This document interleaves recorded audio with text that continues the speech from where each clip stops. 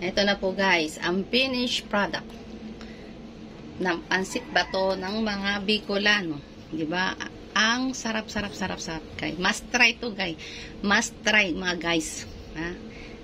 Pang merienda o sarap pang ulam. Diba? Try nyo guys sa mga bahay ninyo. Love. Happy tummy na naman kami nito. Hello guys. Good afternoon.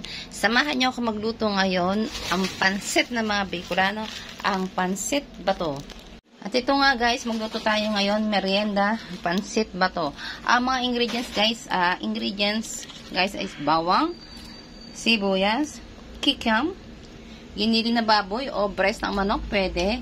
Ang mga gulay, repolyo, carrots, lagyan natin ng sesame oil, oyster sauce, syempre, mantika. Okay? Umpisahan na natin, guys. Maglagay na tayo ng mantika sa kawali. Okay, guys? Tapos, unahin muna natin prituhin ang ating kikiam. Okay? Prituhin muna natin to guys. Yan. Yan, guys. Naprito na natin ng half cook yung kikiam. Ay, set aside muna natin, guys, ha? Sa pinagprituhan ng kikiam, guys, doon na natin i-isa ang bawang saka sibuyas. Yan. Yan, guys. Ano muna natin hanggang sa mag-transparent. Ngayon, guys, ilagay natin ang giniling na baboy. Pwede rin ang breast ng manok, guys, ha. Kayo, kahit anong gusto nyo, atay balon-balunan ng manok, kahit anong gusto nyo isahong. Nasaan yan? Your choice. Okay, guys? Kasi alam nyo naman, parang pansit din to eh. Pansit ng bato. Kaya lang kaibahan guys, ang pansit bato talaga guys, napakasarap niya, lalo na pag bagong luto. Kaya pag bagong luto guys, kainin nyo na agad habang mainit pa. Okay? Ngayon guys, habang sinasangkutsan natin yung giniling, lagyan na natin siya ng chicken cubes.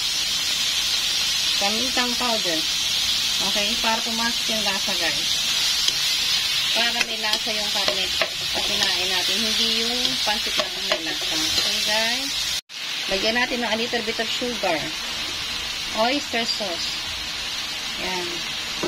Halo-halo lang guys. Lutuin muna natin yung giniling guys. Ito guys. Yan guys. Luto na yung giniling guys. Okay? Lagyan natin ngayon yung gulay guys. Lutuin muna natin ng konti yung gulay. Tapos lagyan natin ng konting tubig. Okay guys? Yan. Ayan. Put a little bit of butter.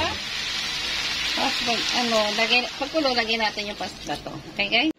Yan guys, half cook na yung gulay guys. Maglagay muna tayo ng konting patis. Guys, dahan-dahan lang sa paglagay ng panlasa sa sa pansit bato ha. Kasi mamaya nyo natikman pagkatapos kasi baka mamaya medyo maalat itong pansit bato. Mahirap mag-adjust ng lasa. Mas maganda na yung matabang guys kaysa sa maalat. Madali mag-adjust pag matabang. Kaysa sa maalat, naku, ang hirap ng habulin ng lasa. Diba guys? Ay, ano yun muna natin tong pansit bato. Ilagay natin guys. Yan guys, nailagay ko na, natikman ko na at konti, kulang siya sa lasa guys. Lagyan natin siya ng konting toyo lang guys ha.